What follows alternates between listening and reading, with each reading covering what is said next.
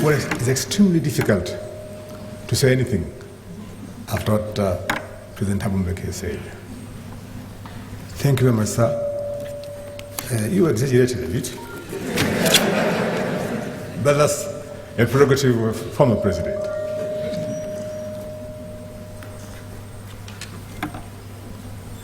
Your Excellency, former President of South Africa, Dr. Thabo Mbeki,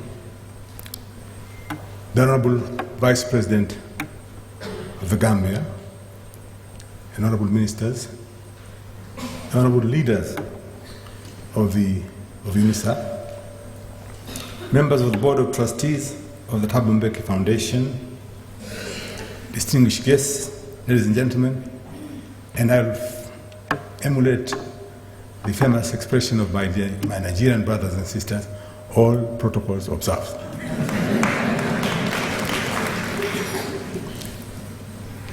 As we are all very much aware that on Africa Day, we formally commemorate the creation of the Organization of African Unity in 1963, that is 51 years from this Sunday, as well as the inception of its successor, the African Union, just 12 years ago. Obviously, these landmark occasions signify the achievements of our liberated continent, the collective assertion of freedom, equality, and distinctly Pan-African identity, as well as reflect on our colonial past, and as we define the future direction for our individual countries and our continent as a whole. We also take this day to honor the countless lives that were dedicated to our struggle, those whose contributions shall forever continue to inspire us and remain indispensable in our collective efforts to realize a peaceful, stable, prosperous, and united Africa much sooner than later. Let me therefore hasten to pay my special tribute to you, President Mbeki, for your own personal contribution in that regard. Your tireless efforts in bringing peace and developing new thought leadership on an accelerated socio-economic development on the continent is well appreciated and greatly valued. I therefore take this opportunity to say to you, thank you very much, sir, and it's not a question of reciprocity.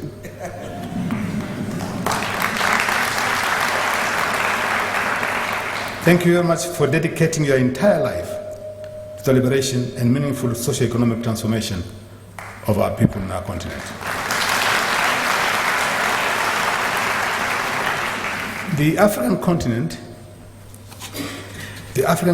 left behind by the likes of Kwame Nkrumah, Gamal Abdel Nasser, Mwalimu Julius Nyerere, Ahmed Ben Bella, Modibo Keita, Abubakar Tafawa Balewa, Emperor Haile Selassie, Kenneth Kaunda, Jomo Kenyatta, Patrice Lumumba, Amilcar Cabral, Eduardo Mondlane, Agostino Neto, Silvanus Olympio, Milton Magai, Felix Houphouët-Boigny, Leopold Sédar Senghor, and your very own Oliver Tambo, and our recently departed leader and hero, Tata Nelson Mandela, just to mention a few, who constituted the freedom generation of African leadership. Finds you, President Mbeki, a committed foot soldier as the continent seeks to confidently march into the future and make the 21st century a rightfully its own. As I was preparing for this lecture, I was debating whether I should say something simply as personal reflection. After a lot of thinking, I said, yes, I'll do that. So I want to say a few things, and especially in relation to the struggle for freedom and human dignity in our continent. I spent a greater part of my youth and considerable part of my adult life dealing with the issues of freedom, human dignity, and liberation. I did so at home in Tanzania, where I took active part in students and youth organizations in Zanzibar from the age of 17. In New York, where I served as envoy of my country to the United Nations and also as chairman of the United Nations Committee on Decolonization, which was called the Committee 24 then, for 8 years. And in Addis Ababa, Ethiopia, where I served as Secretary General of the Organization of African Unity for 3 terms lasting 12 years. I especially reflected on the situation of South Africa and what the people of this country were going through, and the concrete support given by Africa in particular, and the international community in general, in the course of this reflection, 4 events which I was directly associated in one or the other come to my mind. First, the historic decision of the United Nations to expel the delegation of the apartheid regime from participating in the United Nations General Assembly. This happened in 1974, in a month which I happened to have been the chairman of the African group, and together with my African colleagues, we spearheaded the call for the rejection of the credentials of the regime of South Africa.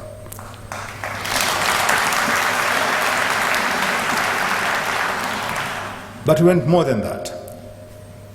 In previous years, every year, the credentials of South Africa were challenged, and the President of the General Assembly will give a ruling.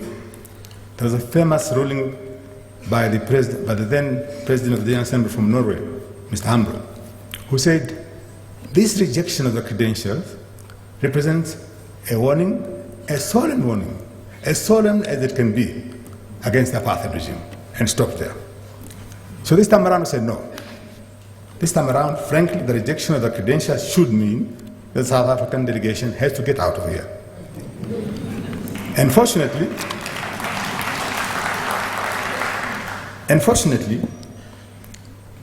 the President of the General Assembly at that time was no less a person than Abdulaziz Bouteflika, then Foreign Minister of Algeria, now the President of Algeria. We went to see the President, myself and a few other African colleagues, to say, look, we don't want to put you in an embarrassing situation. So we don't want you to give a ruling. All we do, we'll come with a suggestion for the expulsion of the South African delegation, and then of course, the Assembly will decide. He said, no, I have my own moral responsibility and political responsibility, so I shall take the decision. And so he gave a ruling which simply stipulated that the South African delegation could not be in that hall, and it had to go out.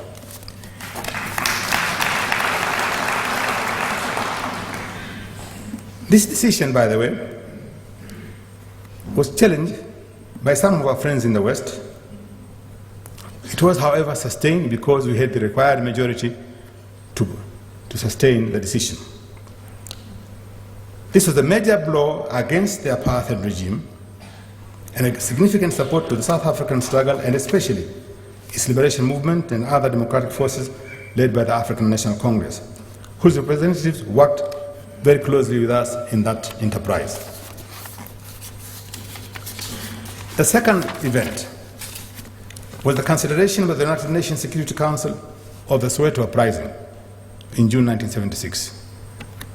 I was then the permanent representative of Tanzania to the Security Council, and there was quite a bitter and acrimonious debate when the representative of the regime tried to justify the wanton killings of unarmed young boys and girls by the security forces. It was emotionally charged atmosphere, given the careless disregard for human beings demonstrated. And quite frankly, I must confess, I lost my temper, and I was being very undiplomatic. But I had to say what had to be said.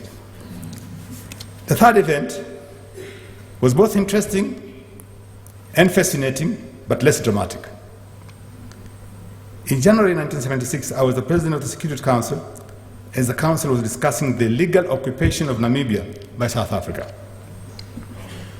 I was then privately informed by a distinguished ambassador from one of the Western countries, who for obvious reasons will remain anonymous. He said the ambassador of South Africa wanted to see me. And I said, fine. if he wants to see me as the president of Tanzania, that is out of the question. But if he wants to see me as president of the United Nations Security Council, of course I was obliged to see him, especially because his regime is illegally occupying Namibia. The ambassador in question seemed surprised, because you have to remember at that time, African representatives, by and large, had nothing to do with the representative of South Africa at the UN. He was surprised, and his surprise surprised me.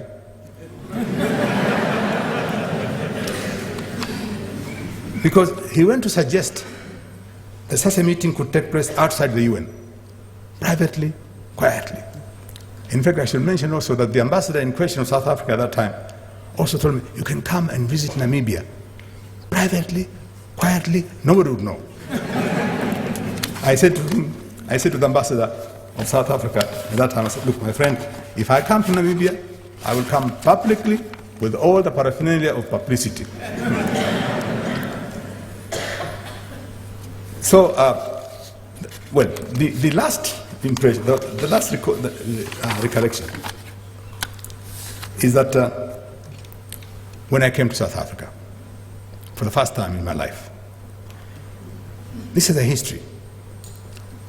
Most, if not all, African countries made it very clear that the officials will not come to South Africa. In fact, in my passport, it says, visit all foreign countries with the exception of South Africa. And that was the case. That was the case of many African countries.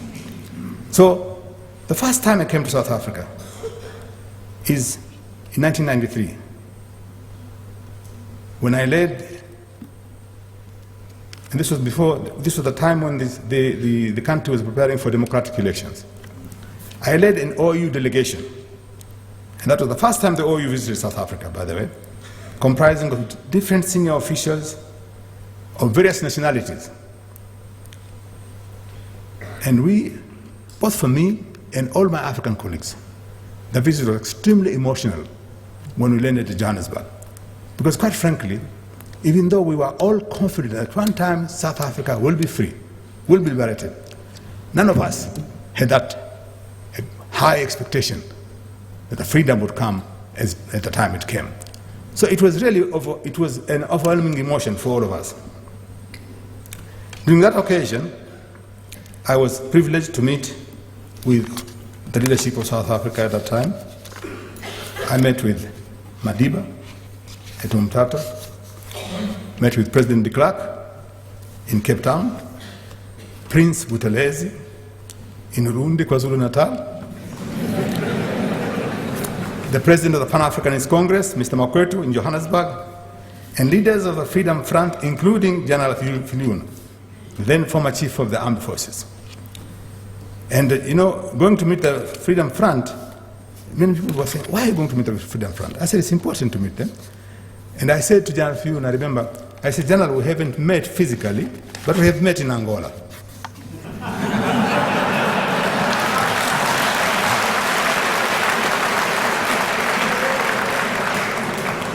I think he knew what I meant, so there was no discussion. So that is those are thinking, that the reflections I had, and I thought, well, I must share them with you, because they are very personal, nothing official. It's simply how I felt during that period. Now,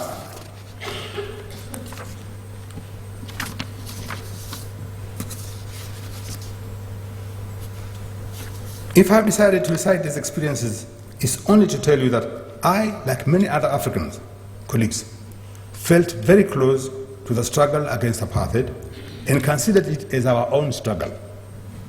It was an African struggle. And it doesn't matter, the contribution of Africans may have varied from one country to another, but I can tell you, one of the things which is extremely important, every single African identified himself or herself with the struggle against apartheid in South Africa.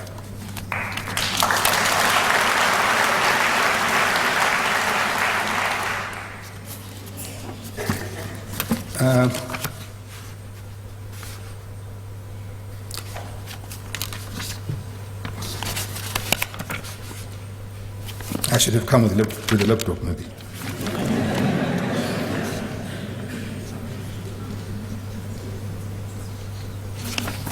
Well,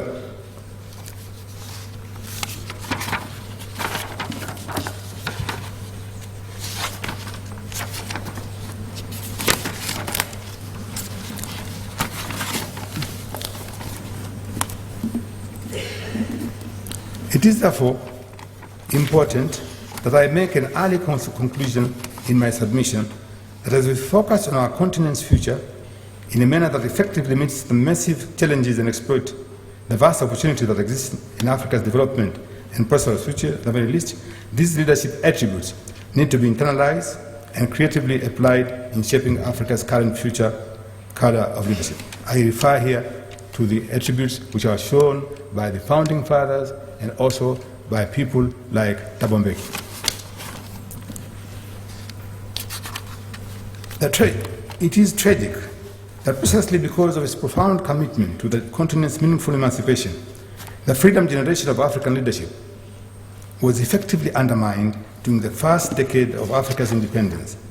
This was the height of the Cold War tensions as competing powers sought to extend their respective sphere of influence on the continent. Africa's promise and hope for a meaningful Uhuru disappeared fast, and post-independence Africa became characterized by wars, instabilities, and undemocratic regimes, thereby losing that transformative and developmental vision that has characterized and energized nationalist and Pan-Africanist struggles of our forebears. Yet all was not lost, particularly in the Southern African region, where the strong leadership of the frontline states and the liberation movements sustained the vanguard of the African revolution within the region and within the continent, as well as through the non-alignment movement and the international community at large. In this context, it is in this context one of the early Pan-Africanist acts by President Mandela's administration, after coming to power in 1994, was to resuscitate the cause for Africa's rebirth or renaissance, in which you, Mr. President Mbeki, have been and continue to be actively involved.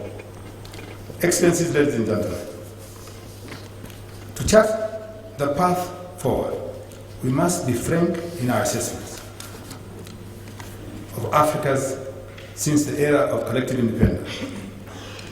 Now we are free. It's indeed pertinent to ask ourselves whether the aims and objectives articulated by the pioneers of our independence movement have been achieved, or for that matter, anywhere near fulfillment.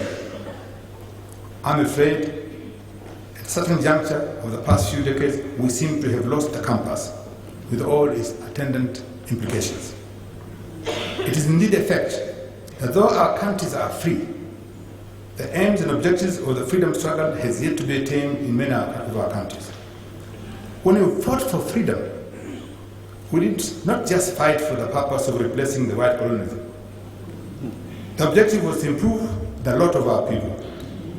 It was intended to ensure larger freedoms, including the right to decide on how we are governed, by whom, and for what period.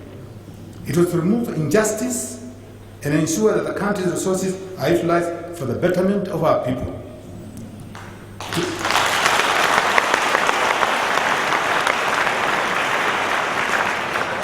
It was to fight disease, ignorance, and abject poverty, to change the lives of our people and to transform the continent from what it used to be called the Dark Continent to the continent which is living up to its responsibilities. As we therefore mark the 51 years since the laying the foundation of African unity and reflect and plan for the future, there are some soul-searching questions which we as Africans need to ask ourselves. Why is it a continent which is one of the richest, if not the richest, in terms of resources, both human and material, continues to have the poorest people?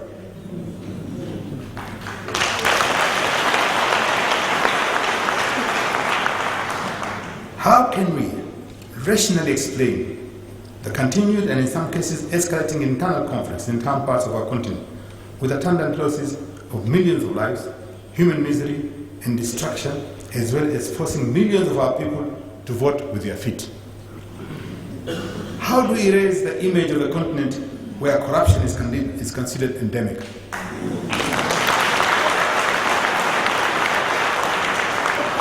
How do we sustain and better utilize the current decade-old achievements of economic growth into a shared prosperity for all?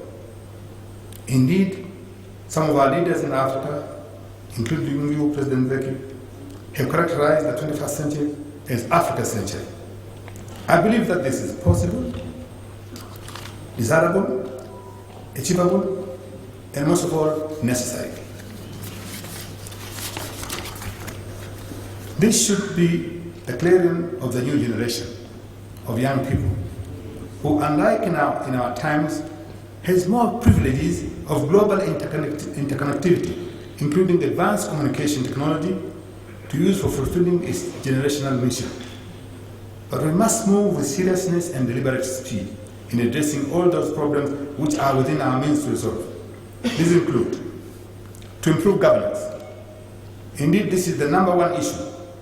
All those who lead at whatever level, but especially at national leaders, must be held accountable and act in a manner which makes them truly servants of the people who have elected them to power.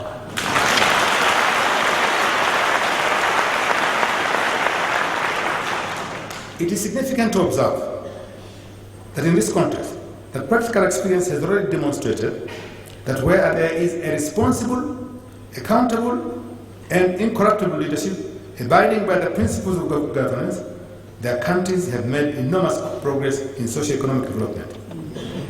Good governance, democracy, accountability, and transparency should be nurtured and sustained, and above all, be made an essential component of our societies. Africa, which has suffered a lot of indignities and inhumanity due to massive violations of our people's rights, should be in the forefront for the protection and respect of human rights. To achieve this, it is imperative to build democratic institutions, improve our educational system, and strengthen our civil societies. It is also in this context that one has to take note of the declaration issued by the OAU heads of states and government in February 1990, following the end of the Cold War, on the political and socio-economic situation in Africa and the fundamental changes taking place in the world. In essence, the declaration underscored Africa's commitment to democracy, human rights, rule of law, good governance as fundamental prerequisites for sustainable socio-economic development on the continent. The establishment of the new Partnership for Africa's Development, NEPA, by the OAU heads of states and government in July 2001 in Lusaka, Zambia, was meant to provide an overarching vision and policy framework for accelerating economic cooperation and integration among African countries. This measure was to be further strengthened by the establishment of the African Peer Review Mechanism in 2003 by the African Union, which focuses on the importance of good governance in pursuing the new African dream for its renaissance. We must strive to uplift the lot of our people. Economic and social transformation is a prerequisite condition. In this context, a number of factors need to be taken into account. In recent years, Africa has had strong economic growth records, largely attributed to the comparative advantage that we have on natural resources and the demands fueled by the strong growth in the largest emerging economies in Latin America and Asia. However, this growth has not translated into further reduction of poverty, nor income and wealth inequality as we expected. We must guard against the growing inequities in our societies, which cause resentment and despair among our people, and especially the millions of unemployed young people.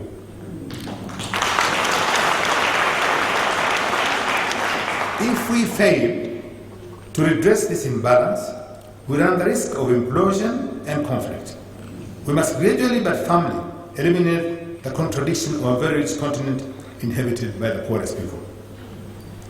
Africa has a strong comparative advantage in natural resources that for many years has turned out to be more of a curse than a blessing. With major discovery of oil and gas reserves in several African countries joining the traditional oil-producing countries, Africa should heed the lessons of the last oil boom that saw being squandered by both local and multinational greed. We cannot afford to repeat the mistakes of yesterday. Africa's immense natural resources must be mobilized properly and properly used for its development. After years of structural economic transformation that focus on economic growth, it is crucial to note the necessity of adopting inclusive socio-economic development for our continent to survive the challenges and development and ensure the opportunities of sustainable development. The necessity of ensuring that wealth and resources of Africa are used to benefit all people and not just channeled towards the gains of a few cannot be overstated. Inclusive socio-economic development, ensuring that all individuals can meet the basic needs of their families, that all of the continent's diverse social, political, and economic groups feel equally part of their society, and that all individuals who strive for a better tomorrow can be given equitable opportunities to improve their livelihood, constituted the vision of our founding fathers, and must constitute the guiding light of our current and future generations of leaders. Without such inclusive development, our societies will remain plagued by political marginalization and socio-economic inequalities, and it is these conditions that inflame violence and ultimately threaten our collective peace, security, and development. This move towards inclusive economy must go hand in hand with the efforts of uplifting the status and appreciate the role of our women in economic and political leadership. The women of Africa. The women of Africa have been the most resilient and dynamic force. They constitute more than 50% of the entire population. They have played a crucial role in the struggle for independence and liberation wars. In conflict situations, they bear a disproportionate burden of suffering. They have played and continue to play a pivotal role in all facets of economic and social development. But in most of our countries, I repeat, in most of our countries, their full potential has yet to be utilized.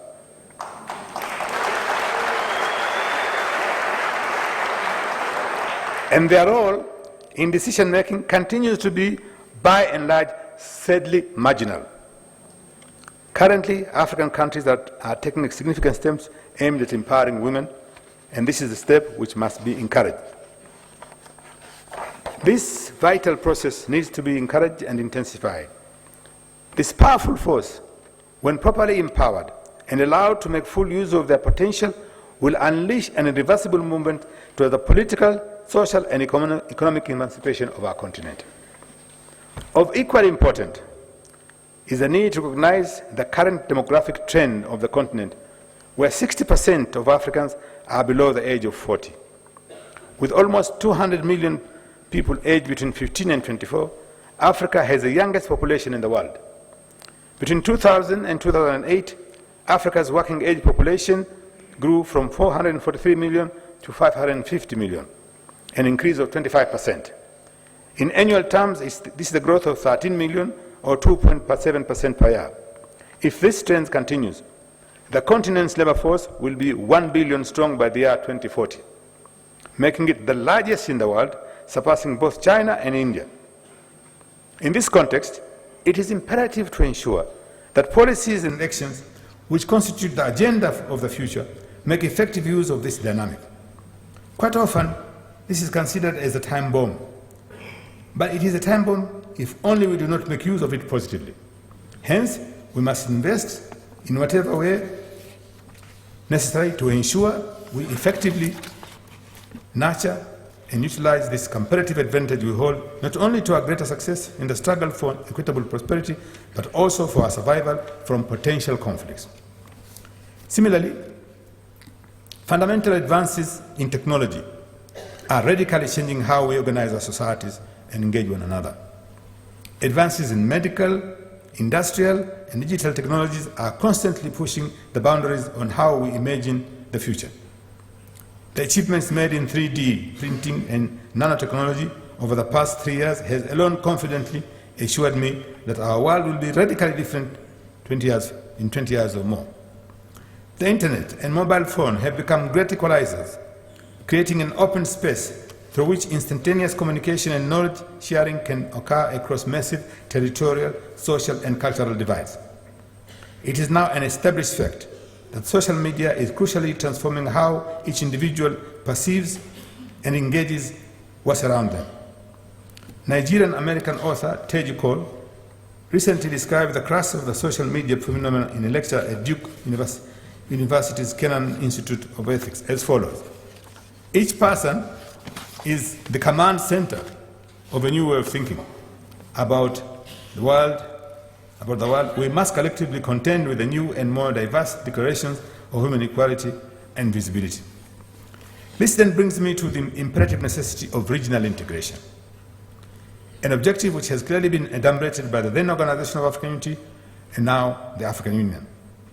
But the pace of integration continues to be agonizingly slow, even though there are important efforts and achievements of the various sub-regional organizations.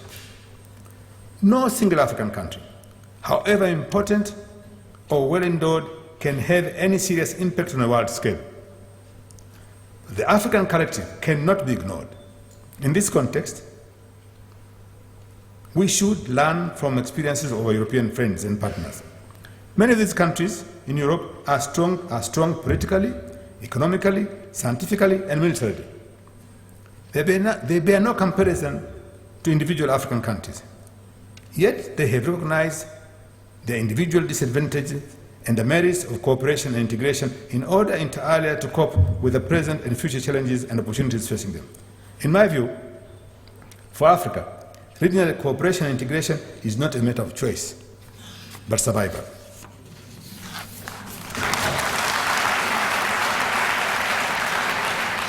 African leaders have taken a number of key decisions toward the realization of regional integration. Regrettably, however, there's a great hiatus between those decisions and actual implementation. One of the main challenges to this is how we take seriously the question of national and region-wide infrastructural development and maintenance. There's an urgent need to improve infrastructure and, among other things, gave practical meaning to the commitment to facilitate the free movement of goods and people. Apart from intra-regional infrastructural development and strengthening our regional economic schemes, we have a duty to bring the issues of United Africa to the people. While I'm optimistic that the United Africa dream will be realized in the coming years, it is discouraging to see how ineffectively we have performed in strengthening the Pan-African identity among our people and across borders. We are still lingering in an era of prejudices and stereotypes among us, keeping our peoples farther apart instead of moving us closer as people with shared history, challenges, opportunities, strength, identity, and destiny. We need to use both continental and intergovernmental and non-governmental institutions to project, promote, and nurture the vision of a united Africa for a new generation to effect within the coming years. In the coming years, Africa must continue efforts in dealing with the scourge of conflict, which has done so much damage to our people and societies. As a follow-up to the declaration issued by the OU heads of states and government in February 1990, following the end of the Cold War, on the political and socio-economic situation in Africa and the fundamental changes taking place in the world, it was felt that the existence of peace and stability on the continent was critical in pursuing the goals and objectives that Africa had set itself in 1990. The OU mechanism for conflict prevention, management and resolution was therefore adopted in the Cairo OU summit in July 1993. It was strongly felt that with the Cold War out of the way, Africa was indeed capable of resolving its own conflicts if it was freed from any external interferences. The African Union, through its Peace and Security Council, is making an important contribution. Its efforts need to be strengthened and augmented by inter alia through the provision of resources. This is one area where the goodwill of the international community in support of Africa's efforts has been clearly demonstrated. But Africa needs to do more, much more itself. Those African countries which are better endowed should really seriously assist in providing significant financial support. In my opinion, it is unacceptable to rely mainly on external assistance in carrying out the various peace support operations. Furthermore, such excessive external dependence can can be quite costly. I know this from personal experience when I served as Secretary of the OAU, and also when I was the African Union Special Envoy and Chief Mediator in the Abuja Inter-Sudanese peace talks in Darfur. Thus, ultimately, it's up to our leaders, present and future, who can and should prevent conflicts through entrenching and practicing democratic governance, fair distribution of resources, and proper and just treatment to all citizens, but also equipping our continental organization with the means to perform its responsibilities. In view of the ongoing transformative shifts, we must acknowledge that inherent social contract with our own society, the relationship between the people, governments, and business as it exists today, is out of sync with the directions in which our societies are headed. The concentration of wealth and power in the hands of small elite is no longer sustainable.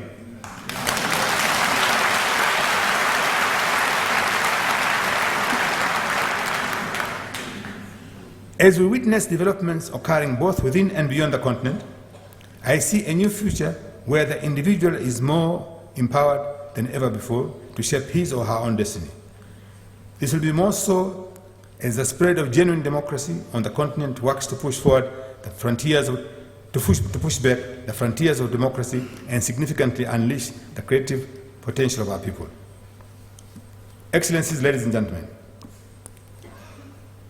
when I reflect on the new paradigm of leadership, I'm especially cognizant of the words of the late Pan-Africanist and a very good friend of mine, Dr. Tajuddin Abdurrahim, who in 2005 wrote as follows: instead of constantly enumerating what this leader or that leader is doing, why don't you ask yourself what, no matter how small, you are doing as an individual, a member of an organization, part of a community, your profession, and whatever station you are, to advance the cause of Africa and the dignity of the African. We can all do something or do nothing.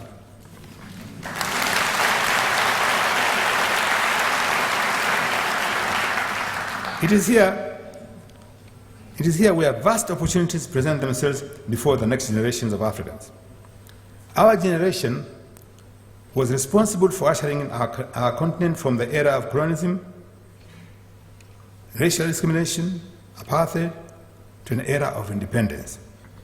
It will be your generation's responsibility for ushering us a brand new world, a world where the new African rising phenomena is truly achieved and secured.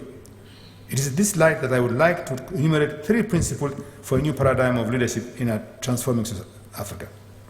Principle number 1, just like our founding fathers and the generations of leaders that preceded them, I implore our future generations of leaders to hold fast to a new vision of Africa, one in which our continent is united, prosperous, and at peace both with itself and the rest of the world. These new leaders must remain steadfast to their convictions, underpinned by beacons of morality and humanity, and constantly strive to achieve their visions in the face of all obstacles and anyone who would rebuke such aspiration. Our new leaders must remain cognizant that realizing these visions may appear daunting, and I can certainly acknowledge that these journeys will not be easy. However, these are journeys in life that are most worthy ones to embark on. Principle number 2. In order to understand where Africa is headed, I urge our current and future leaders to forge a deep appreciation of where our journeys have taken us so far and how we have gotten where we are today. Africa today stands proudly upon the legacies of millions of individuals who contributed their entire lives to ensuring the future generation would have great opportunities. Each of our countries has a unique history forged from the era of colonialism through to today. Africa's leaders were not only those who sat atop governments, but the thousands upon thousands more who started conversations in the town halls, in the communal homesteads, in universities, university lecture rooms, in markets, in neighborhood barazas, and in taverns. Leaderships know no singular shape or size or color or creed. I hope our next generation of leaders can skillfully build on our past to continue forging our new future. Principle number 3, globalize, localize, and connect.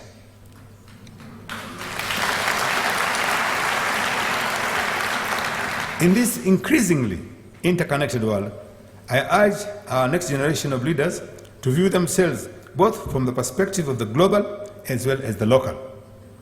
Uniquely empowered through changes in technology and the requisite social constructs, these new generations now have the power not only to gather unprecedented amounts of information, but also to connect and mobilize thousands upon thousands like-minded individuals spanning the globe. However, serving as a leader not only means bringing your visions into the global arena, but more importantly, by also affecting positive changes and inspiring others back within one's community. Transformation starts here and is from the nurturing bed of one's community from which true ideas can germinate and flourish. We can all do something no matter where we are. Excellencies, ladies and gentlemen, it is these brief thoughts that I would like to leave them with you today on how I see the evolution of our leadership on the continent. I am truly optimistic about our shared futures and the direction in which our beloved Africa is headed. I'm optimistic because we've gone through lots of difficulties. You know, there was a time when people used to write theses in the United States on the invincibility of the white redoubt. Big people, very influential people, top people, but saying really that forget it. The situation in Rhodesia will remain Rhodesia. The situation in Southwest Africa will remain that way. The situation in Mozambique will remain that way. The situation in Namibia or Southwest Africa will remain that way, to say nothing of the situation in South Africa. They did not contemplate at all that there will be dramatic changes. And look where we are now. We're celebrating the 51.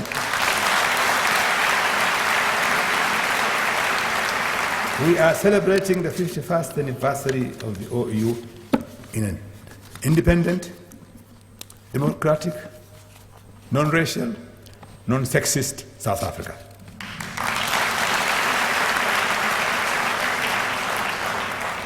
I therefore urge the generation of leaders, of our future leaders, many of whom may be sitting in this very room today.